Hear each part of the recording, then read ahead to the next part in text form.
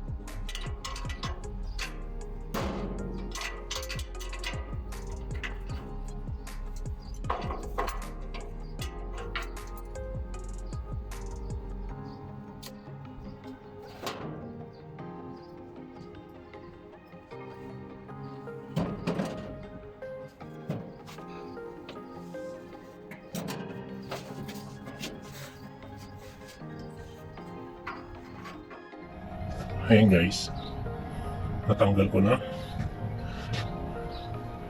Tanggal ko na yung fan motor. Antayin na lang natin guys na mapalitan ng bearing. Ayan guys, hanggang dito na lang ulit. Maraming salamat. Kung bago ka lang guys sa aking YouTube channel, huwag mo kalimutan mag-subscribe at huwag mo rin kalimutan i-click ang bell button at pakishare mo na rin guys. At shoutout pala guys sa aking mga subscriber at sa nanonood ng aking video. Maraming salamat. Hanggang dito na lang guys ulit.